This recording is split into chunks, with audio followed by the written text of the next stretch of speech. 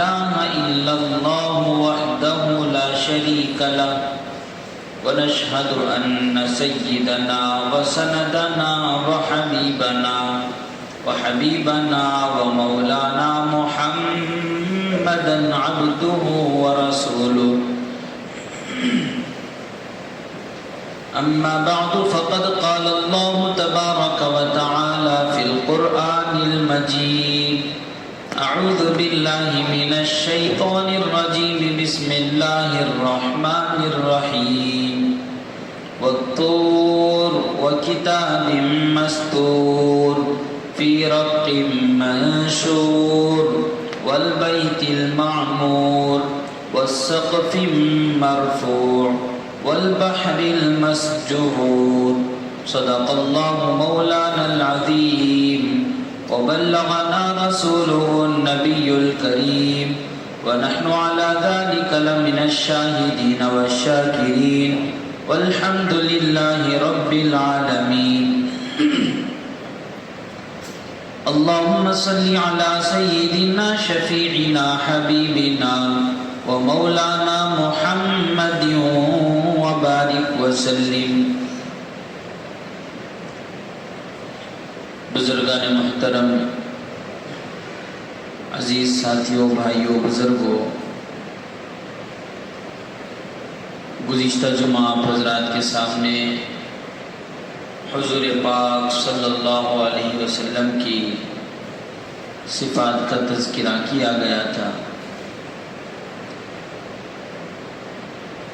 ان صفات کا تذکرہ جس کا اللہ تعالیٰ نے قرآن پاک میں ارشاد فرمایا تھا: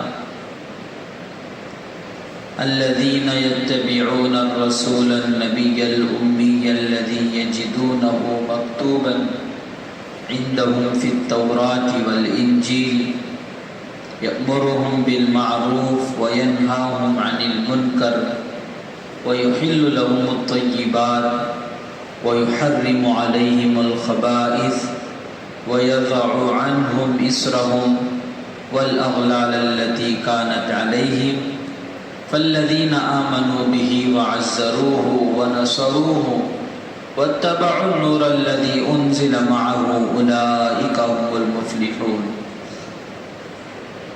اس آیت کے اندر اللہ تعالیٰ نے حضور پاک صلی اللہ علیہ وسلم کی صفات کا تذکرہ فرمایا. اگلی آیت میں اللہ تعالیٰ نے فرمایا: قل یا ایھا الناس انی رسول اللہ علیکم جمیعا. اے نبی جی، آپ بتا دیجئے کہ اے لوگو، انی رسول اللہ علیکم جمیعا، میں قیامت تک کے لیے اللہ کا رسول بنا کر بھیجا گیا ہوں، تمام انسانوں کے لیے، تمام جنات کے لیے. قیامت تک جتنے انسان آئیں گے اور جتنے انسان پیدا ہوں گے، اور قیامت تک کے انسان، آخری آدمی اور آخری جن تک بھی یہ میرا پیغام ہے کہ میں اللہ کا بھیجا ہوا رسول ہوں. قیامت سے پہلے اگر کوئی آدمی اپنے آپ کو نبی ہونے کا دعویٰ کرتا ہے، حضور اکرم صلی اللہ علیہ وسلم نے ارشاد فرمایا: انا خاتم النبیین لا نبی بعدی. میں آخری نبی ہوں، میرے بعد کوئی نبی نہیں آئیں گے. میں آخری رسول ہوں، میرے بعد کوئی پیغمبر، کوئی نبی نہیں آئیں گے. اللہ کے رسول محمد الرسول اللہ صلی اللہ علیہ وسلم قیامت تک کے لیے یہ آخری نبی ہیں. ان کے بعد کوئی نبی نہیں آئے گا، کوئی رسول نہیں آئیں گے. اگر کوئی آدمی دعویٰ کرتا ہے کہ میں رسول ہوں، میں نبی ہوں، تو حضور پاک صلی اللہ علیہ وسلم نے ارشاد فرمایا وہ آدمی جھوٹا ہوگا، وہ آدمی کذاب ہوگا. تو قیامت تک کے لیے ہمارے نبی صلی اللہ علیہ وسلم رسول بنا کر بھیجے گئے. ہاں، قیامت سے پہلے اللہ تعالیٰ حضرت عیسیٰ علیہ السلام کو جو اٹھا لیا، اللہ تعالیٰ ان کو دوبارہ بھیجیں گے، لیکن حضرت عیسیٰ علیہ السلام نبی بن کر نہیں آئیں گے، نبی بن کر نہیں آئیں گے، رسول بن کر نہیں آئیں گے، بلکہ حضور پاک صلی اللہ علیہ وسلم کے امتی بن کر آئیں گے، قرآن پر عمل کریں گے، سنت رسول پر عمل کریں گے۔ اللہ تعالیٰ نے حضرت عیسیٰ پر جو کتاب نازل فرمائی تھی، انجیل، حضرت عیسیٰ بھی اس کتاب کو دیکھ کر یہ کہیں گے کہ یہ کتاب تو مجھ پر اس طرح نازل نہیں ہوئی تھی کہ لوگوں نے اس کو بدل دیا ہے، تحریف کر دیا ہے۔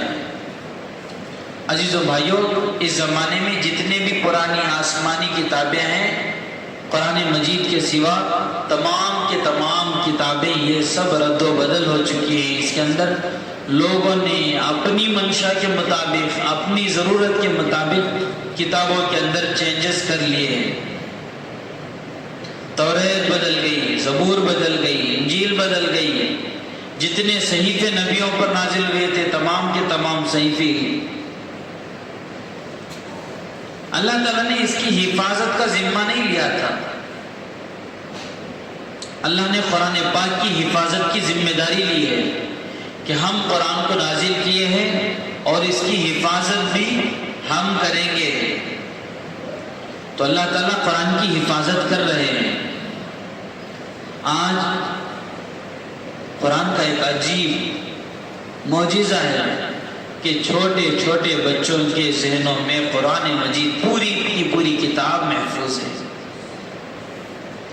پوری دنیا کی تمام مسجدوں میں رمضان المبارک میں تراویح ہوتی ہے، حرم شریف میں بھی تراویح ہوتی ہے، مدینے میں بھی تراویح ہوتی ہے، لیکن جو قرآن وہاں پڑھا جاتا ہے وہی قرآن یہاں بھی پڑھا جاتا ہے۔ حرم شریف میں بھی اگر کوئی امام پڑھانے والے ایک آیت کو تھوڑا آگے پیچھے کر کے پڑھ دیں، پیچھے سے 10 لوگ میں چلے جائیں گے۔ کیا آپ قرآن کو کریٹ نہیں کر سکتے؟ کریٹر بنانے والا قرآن کو وہ اللہ ہے جس نے بنا دیا ہے، کمپلیٹ ہو چکا ہے۔ اليوم اکملت لکم دینکم واتممت علیکم نعمتی ورضیت لکم الاسلام دینا۔ آج کے دن میں نے تمہارے لیے میں نے اپنا دین مکمل کر دیا، کامل کر دیا اور مکمل ہو گیا دین۔ دین کے اندر ذرہ برابر بھی کوئی چیز نئی نہیں ہوگی۔ قیامت تک کے لیے دین کامل ہو چکا ہے، مکمل ہو چکا ہے۔ حضور پاک صلی اللہ علیہ وسلم کے زمانے سے لے کر آج تک کتنے زمانے گزر گئے، کتنے ادوار گزر گئے، کتنے سال گزر گئے۔ آج کی ضرورت کے مطابق بھی قرآن سے آپ کو مسائل ملیں گے۔ آج کی ٹیکنالوجی، آج کا جتنے بھی الیکٹرانک جتنے بھی چیزیں ہیں اور جتنے بھی دھندے آج کے ہیں، جتنے بھی کاروبار آج کے ہیں، جتنے بھی بزنس آج کے زمانے کے ہیں، نئی نئی اسکیمیں، نئی نئی طریقے، ان تمام کا حل اللہ تعالیٰ نے قرآن پاک کے اندر آج بھی محفوظ کر دیا ہے، حضور پاک صلی اللہ علیہ وسلم کی زندگی کے اندر محفوظ کر دیا۔ قرآن پر اور حدیث پر ایسی محنتیں ہوئی کہ اس کا ایک ایک حرف بھی محفوظ رہا، اس کی ایک ایک مضمون محفوظ رہا۔ کوئی آدمی اپنی ضرورت کے مطابق قرآن کو چینج نہیں کر سکتا ہے۔ کوئی آدمی بزنس کر رہا ہے، کوئی دھندا کر رہا ہے، اس میں وہ چیز وہ حرام دیکھ رہا ہے، بھئی یہ چیز کیا ہے؟ حرام ہے، صحیح نہیں ہے۔ لیکن یہ آدمی گیا پوچھا یہ مسئلہ حلال ہے یا حرام ہے؟ سامنے والے نے کہا کہ یہ حرام ہے۔ تو یہ انسان اس کو حلال کرنے کے لیے جو پرانی کتابیں گزری ہیں، توریت، زبور، انجیل، اس کتاب کے اندر تحریف کرنے کے لیے بڑوں کو ہے کہ ہم آپ کو کچھ معاوضہ دیں گے، آپ اس کو حلال کر دیں۔ پرانے زمانوں میں اس حرام چیز کو حلال کر دیا۔ لیکن عزیز و بھائیوں، قرآن مجید جب نازل ہوا، قرآن مجید حضور پاک صلی اللہ علیہ وسلم کے زمانے سے لے کر آج تک اس کا ذرہ ذرہ بھی محفوظ ہے، ذرہ برابر بھی چینجز اس کے اندر نہیں آئے۔ کوئی آدمی یہ کہے کہ بھئی صبح میں اٹھنا بہت مشکل ہوتا ہے، فجر کی نماز ہم 7:30 بجے کریں گے، پورے دور کے لوگ مل کر فیصلہ کر لیں فجر کی نماز 7:30 بجے نہیں ہوگی، پورے انسان مل کر کے بھئی ظہر میں بہت زیادہ گرمی ہوتی ہے، ہم نماز کا ٹائم چینج کر لیں گے، ہم ظہر کی نماز ملا کر عشاء میں پڑھ لیں گے، چینجز نہیں کر سکتے ہیں۔ پورے دنیا کے انسان مل کر فجر کی نماز میں کوئی کام نہیں رہتا، کوئی دھندا نہیں رہتا، کوئی بزنس نہیں رہتا، پھر صرف 2 رکعت کیا پڑھیں گے، ہم مل کر 10 رکعت پڑھ لیں گے صبح میں۔ اب فجر کی نماز میں یہاں ہمیں کھڑے ہو کو 10 رکعت نماز پڑھے، فجر کی پڑھیں گے بھی پیچھے کی ساتھی، سبحان اللہ بولنے والے 10 جنے ہوتی ہے، الحمدللہ بولنے والے 10 جنے ہوتی ہے۔ کیوں بھئی؟ انہوں شریعت کو بدل رہی ہیں، قانون جو حکم خدا ہے اس کو بدل رہے ہیں۔ عزیز و بھائیوں، قیامت تک کے لیے دین کامل اور مکمل ہو چکا ہے۔ اللہ تعالیٰ نے سورہ طور کے اندر قرآن پاک کے 27ویں پارے میں اللہ نے ایک سورت نازل فرمائی، جس سورت کا نام ہی طور رکھا، سورۃ الطور۔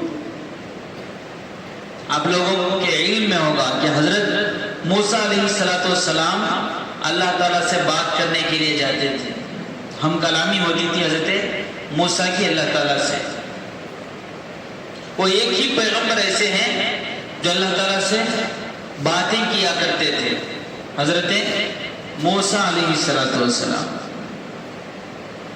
حضرت موسیٰ کو جب اللہ کی یاد آتی، بات کرنا ہوتا تو پہاڑ پر جاتے تھے، اس پہاڑ کا نام تھا طور۔ دنیا کے اندر حدیث پاک میں آتا ہے، رسول اللہ صلی اللہ علیہ وسلم نے ارشاد فرمایا، 4 پہاڑ جنت کے ہیں دنیا کے اندر، جن میں احد اور طور کا پہاڑ کا تذکرہ ملتا ہے۔ جنت کے پہاڑ 4 ہیں، جن میں سے ایک کوہ طور کا پہاڑ، جس پر حضرت موسیٰ علیہ السلام جایا کرتے تھے۔ اخلع نعلیک، اللہ تعالیٰ نے فرمایا طور پر جانے سے پہلے کہ اپنے چپل کو اتار دو۔ حضرت موسیٰ علیہ السلام جس پہاڑ پر جاتے تھے وہ پہاڑ کا نام ہے کوہ طور کا پہاڑ، بہت بڑا پہاڑ ہے۔ جس وقت اللہ تعالیٰ کی وہاں تجلی ہوئی تو اللہ تعالیٰ کی اس تجلی پر پورا پہاڑ جل کر راکھ ہو گیا۔ جتنے لوگ حضرت موسیٰ علیہ السلام کے ساتھ گئے تھے سب کے سب ہلاک ہو گئے، اس لیے کہ ہماری آنکھوں میں وہ پاور نہیں ہے کہ ہم اللہ کو دیکھ سکیں دنیا کی گنہگار آنکھوں سے۔ ان گنہگار آنکھوں سے اللہ کی تجلی، اللہ کا نور دیکھنے کی استطاعت نہیں ہے۔ قیامت کے دن تمام جنتیوں کو جنت کے اندر بھیج دیا جائے گا، اور ہمیشہ ہمیشہ جہنم میں رہنے والوں کو، کفار مشرکین کو اللہ تعالیٰ جہنم رسید فرمائیں گے۔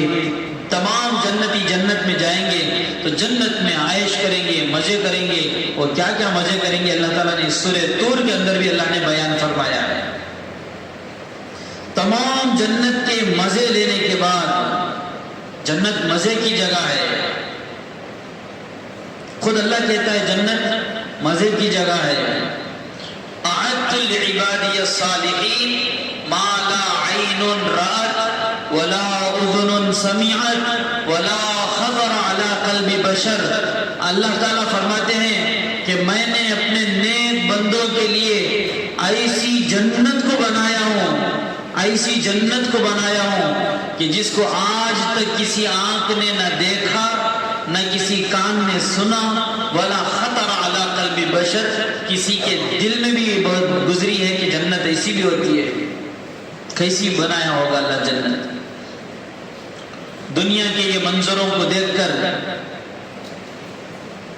بعض منظر خدا کے قدرت کے ہوتے ہیں، بعض منظر انسان خود اپنے ہاتھوں سے بناتا ہے، اپنی عقل اپنی ٹیکنالوجی کو لگا کر۔ الیکٹرانک کتنی چیزیں ہیں، ہوا میں اڑنے کا نظام بنایا، سمندروں میں چلنے کا نظام بنایا، جتنا انسان زمین پر لے کر چلتا ہے لگیج گاڑیوں میں سواریوں میں، اس سے 4 گنا 10 گنا 100 گنا زیادہ انسان سمندروں میں لے کر چلتا ہے سفر۔ اتنا زیادہ سمندر کا سفر اللہ انسان طے کر لیتا ہے، ملکوں کے سفر طے کر لیتا ہے۔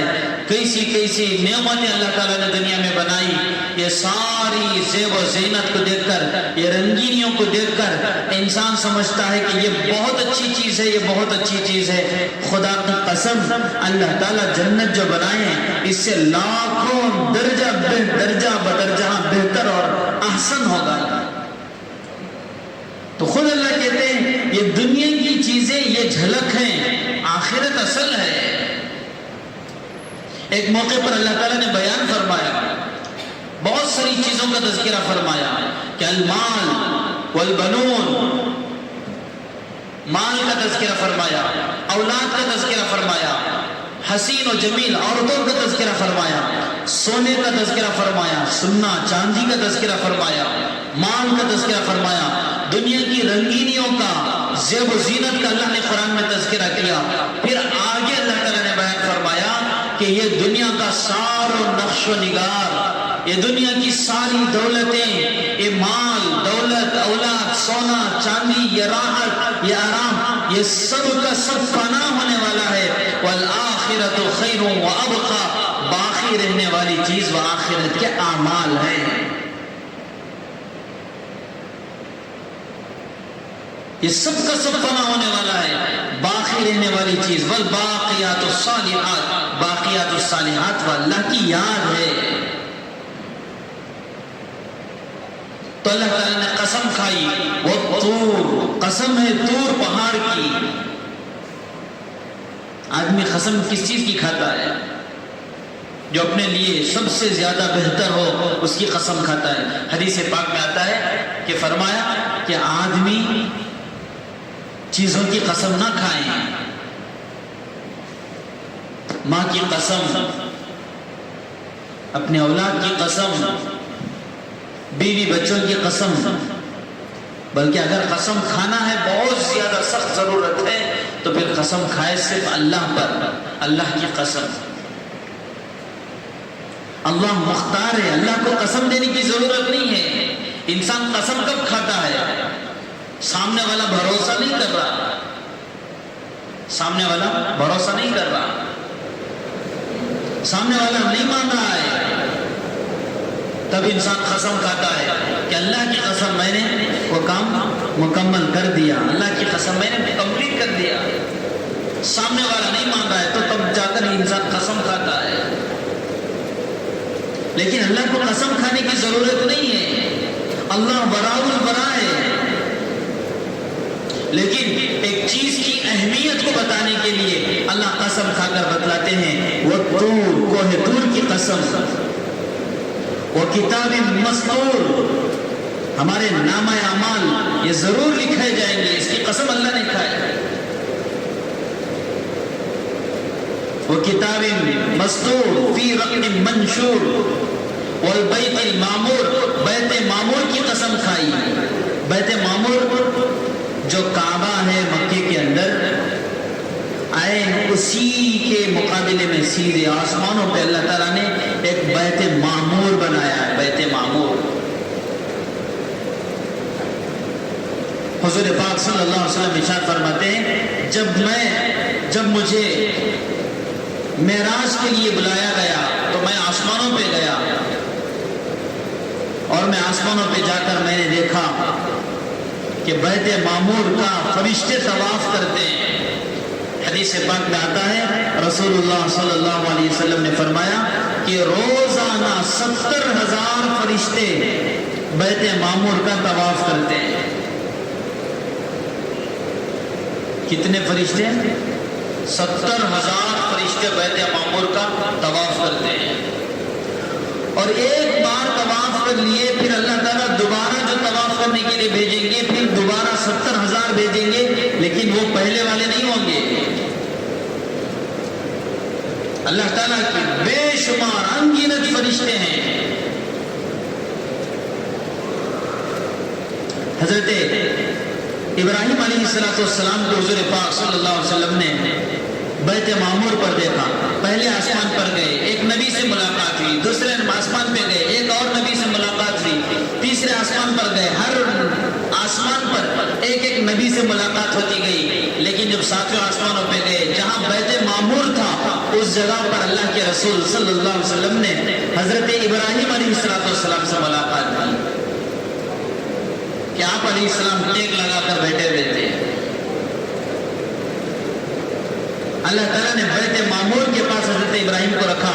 حضور پاک صلی اللہ علیہ وسلم ارشاد فرماتے ہیں کہ دنیا میں کعبے کی بنا، دنیا کے اندر کعبے کو بنانے والے حضرت ابراہیم علیہ السلام نے اپنے ہاتھوں سے بنایا، تو اللہ تعالیٰ نے حضرت ابراہیم علیہ السلام کی اس خدمت کی بنیاد پر اللہ تعالیٰ بیت معمور کے اندر بھی انہیں خدمت کے لیے وہاں رکھا ہے۔ والبیت المعمور، اللہ نے بیت معمور کی قسم کھائی۔ والسقف المرفوع، آسمان کی قسم کھائی کہ اللہ نے کتنا بلند آسمان بنایا اور اتنا اونچائی میں اللہ تعالیٰ نے آسمان کو رکھا، لیکن دیکھنے میں کتنا قریب نظر آتا ہے، کتنا بلند اور کتنی اونچائی میں اللہ نے آسمان کو بنایا۔ والسقف المرفوع، اور بلند چھت کی اللہ نے قسم کھایا۔ بلند چھت سے مراد آسمان ہے۔ یہ 4 چیزوں کی قسم کھانے کے بعد اللہ فرماتے ہیں ان عذاب ربک لواقع، اے لوگو اللہ کا عذاب، قیامت کے اندر اللہ کا عذاب ضرور بھی ضرور ہونے والا ہے۔ اللہ قسم کھا کر اللہ بتا رہے ہیں، اور طور کی قسم،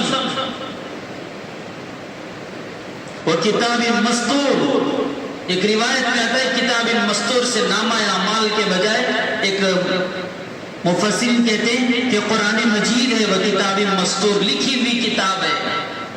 والبیت المعمور، بیت معمور کی اللہ نے قسم کھائی۔ والسقف المرفوع، بلند آسمان کی اللہ نے قسم کھائی۔ یہ 4 بڑی چیزوں کی اللہ نے قسم کھائی ہے۔ یہ 4 چیزوں کی قسم کھانے کے بعد اللہ فرماتے ہیں ان عذاب ربک لواقع، یقیناً اللہ کا عذاب ہونے والا ہے۔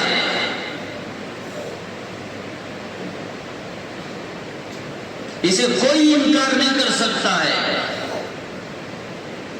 ما لہو من دافع، یہ ہونے والے عذاب کو کوئی روک نہیں سکے گا، کسی کی طاقت میں نہیں ہے، کوئی کسی کا پاور اتنا نہیں ہے، کسی کی اتنی طاقت نہیں ہے، کسی کا اتنا پاور نہیں ہے کہ اللہ کے ہونے والے عذاب کو روک دے، کسی کی طاقت نہیں ہے۔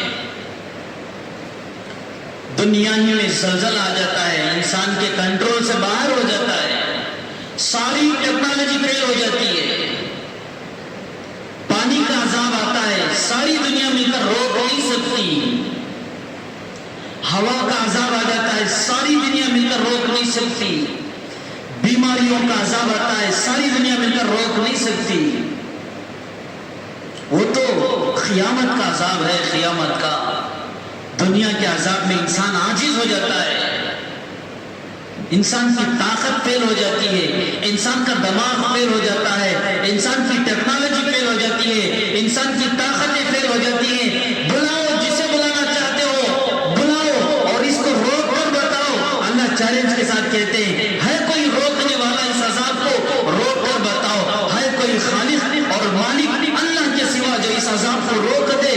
کوئی دنیا کے اندر سارے لوگ ہاتھ اٹھا کر کھڑے ہو جائیں گے۔ اللہ قسمیں کھاتا ہے، قسمیں، اور طور کی قسم، وکتاب مسطور، قرآن مجید کی قسم، والبیت المعمور، بیت معمور کی قسم، والسقف المرفوع، بلند آسمان کی قسم اللہ اٹھا کر کہتا ہے ان عذاب ربک لواقع، یقیناً اللہ کا عذاب آنے والا ہے، کوئی روک نہیں سکتا، کسی کی طاقت نہیں ہے اس عذاب کو روکنے کی، کسی کا پاور اتنا نہیں ہے کہ اللہ کے عذاب کو روک دے۔ ما له من دافع یوم تمور السماء مورا وتصیر الجبال سیرا فویل یومئذ للمکذبین، اللہ کہتے ہیں آسمان پھٹ جائے گا، زمین ریزہ ریزہ ہو جائے گی، اور پھر اس وقت کہتے ہیں بدبختی ہے، برائی ہے جھٹلانے والوں کی، یہ کہنے والوں کی کہ قیامت کے دن عذاب نہیں ہوگا، اس دن یہ جو لفظہ کہتے ہیں ان کے لیے بربادی ہے۔ اللہ کہتا ہے ان عذاب ربک لواقع، قسم اللہ کی کہ قیامت کے دن اللہ کا عذاب آ کر رہے گا، ما لہ من دافع، اس عذاب کو روکنے کی کسی کے اندر طاقت نہیں ہوگی۔ آگے اللہ فرماتا ہے یوم تمور السماء مورا وتصیر الجبال سیرا، زمین پھٹ جائے گی، آسمان ریزہ ریزہ ہو جائے گا، آسمان پھٹ جائے گا۔ فویل یومئذ للمکذبین، خرابی بھی ہے اس دن ان دشمنوں کی جو اللہ کی نافرمانی دنیا میں کرتے ہیں، اللہ کا انکار کرتے ہیں، اللہ کو جھٹلاتے ہیں، اللہ کے علاوہ غیر اللہ کی پوجا کرتے ہیں، اللہ کو چھوڑ کر غیر کے سامنے ہاتھ پھیلاتے ہیں، اللہ کو چھوڑ کر غیر اللہ کی تعریف کرتے ہیں، رسول اللہ صلی اللہ علیہ وسلم کی شان میں گستاخانہ الفاظ کہتے ہیں، ان لوگوں کے لیے فویل، برائی ہے، خرابی ہے اس دن جھٹلانے والوں کی۔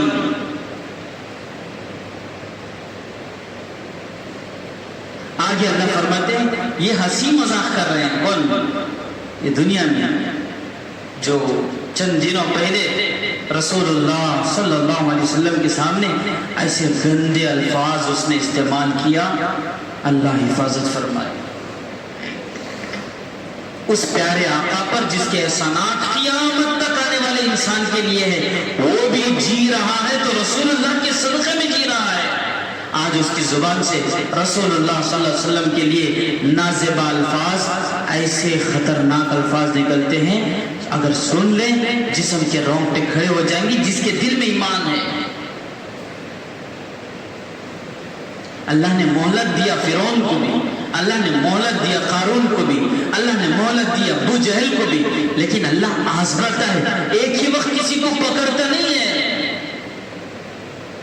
فرعون کو عبرت کا نشانہ بنایا، پہلی مرتبہ میں عبرت کا نشانہ نہیں بنایا، ڈھیل چھوڑا کہ ملک دیا، بادشاہ دیا، کیسے بادشاہ؟ ایسا بادشاہ جو اس وقت موجودہ ہندوستان میں ایم پی بن گیا ہے، پی ایم بن گیا ہے، ویسا بادشاہ نہیں، اس کا کیا پاور ہے؟ ایسا بادشاہ کسی عام آدمی کے گھر گھس کر اس کے بچے کو قتل کر سکتا ہے، ماں کے سامنے، باپ کے سامنے، ماں باپ کی ہمت نہیں ہو سکتی تھی اس بادشاہ کو روکنے کے لیے۔ فرعون ایسا ظلم کیا ہے کہ اس وقت کے ظالم کے اندر اتنا پاور ہے۔ عزیزو بھائیوں، اللہ کہتے ہیں یہ سب کھیل تماشا کر رہے ہیں، سب ہنسی مذاق کر رہے ہیں۔ یوم یدعون الی نار جہنم دعا، اللہ کہتے ہیں جس دن ان کو پکڑ کر ان کو پنجوں سے پکڑ کر دھکیلا جائے گا جہنم کی عذاب، جہنم کی طرف۔ یوم یدعون الی نار جہنم دعا، جہنم کی آگ کی طرف ان کو پکڑ کر، ان خبیث اور ان کتوں کو پکڑ کر لے جا کر جہنم میں ڈالا جائے گا، کوئی بچانے والا نہیں ہوگا۔ جہنم کے سامنے کھڑا کیا جائے گا ان دشمنان اسلام کو۔ جس جہنم کی آگ کو اللہ نے کہا خطرناک ہے، جس جہنم کے عذاب کو اللہ نے کہا کہ یہ بڑا عذاب ہے، یہ دنیا کے زلزلے چھوٹی چیزیں ہیں، یہ دنیا کی آگ ہلکی آگ ہے، یہ دنیا کے عذابات ہلکے عذابات ہیں، قیامت کا عذاب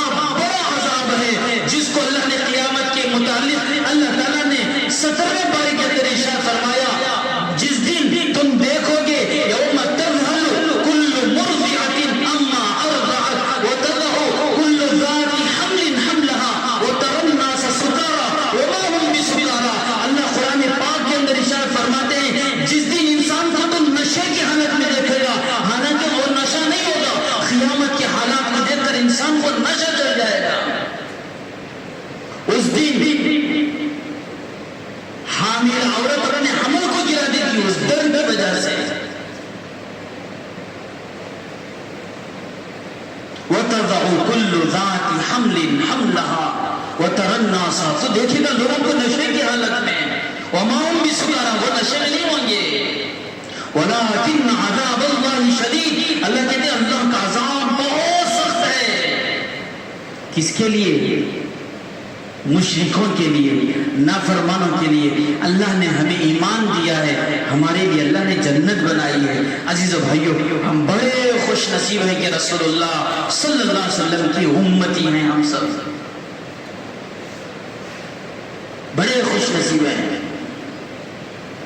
یوم یدعون الی نار جہنم دعا، دھکیل کر، پکڑ کر، گھسیٹ کر لے جایا جائے گا، جہنم کے سامنے کھڑا کیا جائے گا ان دشمنوں کو، ان نالائقوں کو جو قرآن پر انگلی اٹھاتے ہیں، اللہ کی ذات پر انگلی اٹھاتے ہیں، رسول اللہ صلی اللہ علیہ وسلم کی پاکیزہ شریعت پر انگلی اٹھاتے ہیں، رسول اللہ صلی اللہ علیہ وسلم کی ذات پر انگلیاں اٹھاتے ہیں، بکواس بکتے ہیں، ایسے لوگوں کو کھینچ کر جہنم کی طرف لے جایا جائے گا اور کھڑا کیا جائے گا اور جہنم کو بتایا جائے گا، ہاذہ جہنم التی کنتم تکذبون، یہ ہے وہ جہنم جس کو تم دنیا کے اندر جھوٹ کہتے تھے۔ آج دیکھو اپنے آنکھوں کے سامنے،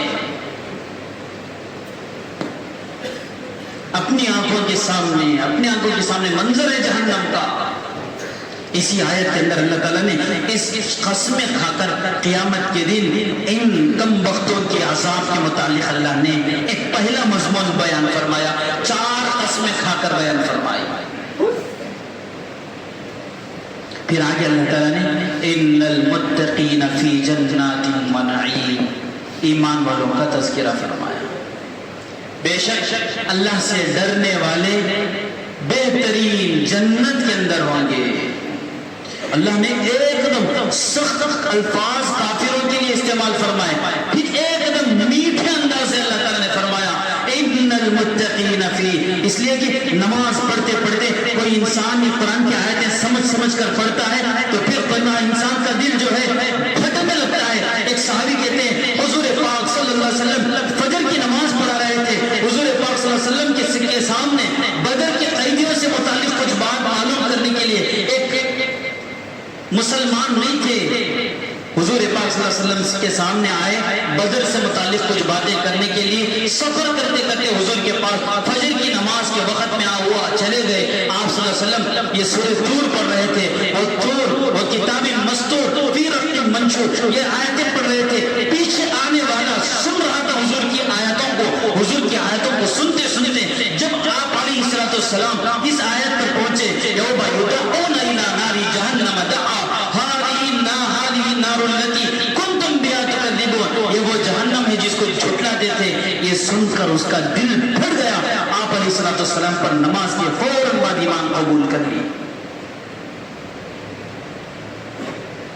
نماز میں آدمی پڑھتا ہے تو پھر انسان کے اندر فیلنگ ہوتی ہے، انسان کے اندر آنکھوں سے آنسو آنا شروع ہو جاتے ہیں، تو پھر اللہ تعالیٰ نے یہی اس کا موڈ نہ ہو، اللہ نے اس کا رخ بدلا۔ پھر اللہ تعالیٰ نے ایمان والوں کے ساتھ کیا معاملہ کرتا ہے اللہ نے اس کو بیان فرمایا، ان المتقین فی جنات و نعیم، بے شک اللہ تعالیٰ متقیوں کے لیے، اللہ سے ڈرنے والوں کے لیے بہترین جنت کو بنائے رکھا ہے۔ ان متقیوں کی سب سے پہلی صفت فرمایا کہ نماز قائم کرنے والے ہوں گے۔ عزیز و بھائیو، ہم 5 وقت کی نماز کی پابندی کریں گے تو سمجھو کہ آپ متقی ہیں، اللہ سے ڈرنے والے ہیں۔ دوسری صفت فرمایا متقین کی کہ نماز کو قائم کرنا اور یہ زکوٰۃ ادا کریں گے۔ 2 صفات کو ہائی لائٹ کر کے اللہ تعالیٰ نے بڑا کر کے بیان فرمایا کہ متقین کی صفات میں سے ایک صفت نماز قائم کرنے والے ہوں گے، بدنی عبادت، بدن کی عبادت۔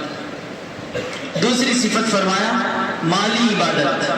2 ہی عبادتیں دنیا میں ہوتی ہیں، ایک ہوتی ہے بدن کی عبادت، کوئی آدمی اللہ کے لیے گھر بن رہا ہے، اللہ کا گھر بن رہا ہے، مسجد بن رہا ہے، جا کر محنت مزدوری کر رہا ہے، بدن کی محنت ہے، اللہ اس پر ثواب دیں گے، اجر دیں گے کہ بھئی میرے ہاتھ میں پیسہ دینے کی طاقت نہیں ہے، میں کم سے کم اللہ کے شروع میں عزیز و بھائیوں یہ صفات ہر مومن کے دلوں میں بحسن خوبی تھی کہ اللہ کے گھر کا کوئی کام ہے ہاتھوں ہاتھ کر دیتے تھے.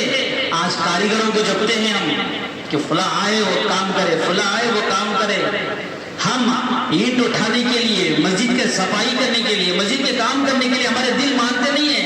کام والے کو رکھو. ہم نے دیکھا ہے کتنے لوگ ایسے ہیں جو اللہ کے گھر کے لیے، میں ایک دن کی مزدوری کرتا ہوں، مزدوری نہیں لیتا، لیبر کرتا ہوں. بہت ساری جگہوں پہ بہت سارے لوگ خدمت کرتے ہیں. بہرحال عزیز و بھائیوں، اللہ تعالیٰ جو ہے ایمان والوں کے لیے جنت کے اندر، متقیوں کے اندر، المتقیوں کے لیے اللہ تعالیٰ نے جنت بنائی. متقیوں کی سب سے پہلی صفت نماز قائم کریں گے اور زکوٰۃ ادا کریں گے، حالات پر صبر کریں گے. ہم تو سب سے پہلی نیت یہ کرنا ہے کہ ہم انشاءاللہ متقی بنیں گے. متقی اس کو کہتے ہیں جو اللہ سے ڈرنے والا ہو.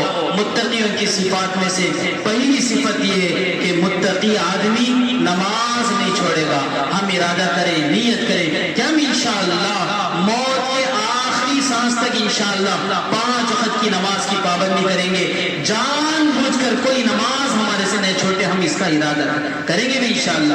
دوسرا یہ کہ ہمارے سے مالی عبادت، میرے سے مال کی عبادت ہو سکتی ہے، میں مال اللہ کے راستے میں خرچ کروں، یہ دوسری صفت ہے. تیسری صفت فرمایا کہ اپنے اوپر حالات آنے والے حالات پر صبر کرنے والی صفت متقیوں کی ہوگی. ہم سمجھتے ہیں کہ بھائی گھر کے اندر کسی کا انتقال ہوا تو کیا کرنا ہے؟ صبر کرنا ہے. اس کو ہم صبر سمجھتے ہیں. بھائی میرا بزنس چل رہا تھا، پورا بزنس لاس ہو گیا، اب کیا کرنا ہے؟ صبر کرو. اس کو صبر سمجھتے ہیں. حالانکہ یہ آخری درجے کا چھوٹا صبر ہے. بھئی کسی کا انتقال ہوا، آپ صبر کرو یا نہ کرو، صبر کرنا ہی ہے.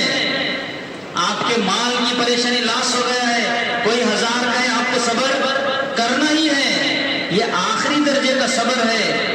سب سے پہلا صبر نیک کام کرنے کو دل نہیں کر رہا، پھر بھی میں اپنے آپ کو سمجھا کر صبر کرا کر تجھے نیک کام کرنا ہی ہے. نماز پڑھنے کو جی نہیں چاہ رہا، پھر بھی اپنے آپ کو سمجھا کر کے تجھے نماز پڑھنا ہی ہے، اور نماز پر جو مشقت ہوگی اس پر صبر کرنا، یہ دوسرے درجے کا صبر ہے. فجر کو اٹھنے نہیں ہو رہا، پھر بھی سمجھا کر مشقت کے ساتھ اپنے آپ کو اٹھانے کے پابند بنایا. پھر آدمی نماز پڑھ رہا ہے، ٹھنڈے پانی سے وضو کر رہا ہے، تکلیف ہو رہی ہے، اس پر صبر کرنا، یہ دوسرے درجے کا صبر. پہلے درجے کا جو صبر ہے عزیز و بھائیوں، برائی کرنے کا دل چاہ رہا ہے، برائی کرنے کے اسباب ہیں، گناہ کر سکتا ہے، خواہشات کو پورا کر سکتا ہے، اس کے باوجود اللہ کے لیے صبر کر لیا، گناہ سے بچ گیا. یہ سب سے کوالٹی، سب سے اعلیٰ درجے کا صبر ہے. سب سے پہلا صبر گناہوں سے بچنا، اور گناہ کی خواہش دل میں پیدا ہوئی اس کو اپنے آپ کو بچا کر صبر کرا کر اپنے آپ کو گناہ سے روکنا، یہ سب سے اعلیٰ درجے کا صبر ہے. دوسرا صبر نیک اعمال پر صبر کرنا، اور تیسرا صبر ہمارے اوپر حالات آئے تو صبر کرنا. عزیز و بھائیوں، نماز قائم کرنا، زکوٰۃ ادا کرنا، یا ہمارے سے مالی تعاون ہو تو مالی تعاون کرنا. اس کے ساتھ ساتھ عزیز و بھائیوں، ہمارے اوپر حالات آئے تو ہم ہر حال میں ہم صبر کرنا. یہ ایمان والے اور متقیوں کی صفات ہے. اس سورہ طور کے اندر اللہ تعالیٰ نے 4 چیزوں کی قسم کھائی. ایک تو کوہ طور پہاڑ کی قسم کھائی، دوسری اللہ تعالیٰ نے قرآن مجید کی قسم کھائی، تیسری اللہ تعالیٰ نے بلند آسمان کی قسم کھائی، اور چوتھی اللہ تعالیٰ نے بیت معمور کی قسم کھائی. یہ چاروں قسم دے کر اللہ فرماتے ہیں کہ ان عذاب ربک لواقع. دنیا یوں ہی گزارنے کی جگہ نہیں ہے، بلکہ قیامت میں اللہ تعالیٰ حساب لیں گے، کتاب لیں گے. جو اللہ کا ہوگا اس کے لیے جنت عطا کریں گے، جو اللہ کا نہیں ہوگا اس کو جہنم کے سامنے لایا جائے گا، اور جہنم کے سامنے کھڑا کیا جائے گا. اس کو بتایا جائے گا ہذہ النار التی کنتم بہا تکذبون. یہ ہے وہ دوزخ جو تم دنیا کے اندر جھٹلاتے تھے، آج اس کے اندر تمہیں جانا پڑے گا. اللہ ہم سب کی حفاظت فرمائے. اللہ تعالیٰ سے دعا ہے اللہ تعالیٰ ہم سب کو ایمان کامل نصیب فرمائے، یقین صادق نصیب فرمائے، قرآن پاک کو سمجھنے کی توفیق عطا فرمائے، اس کے مقتضیات پر عمل کی توفیق عطا فرمائے. آمین. وآخر دعوانا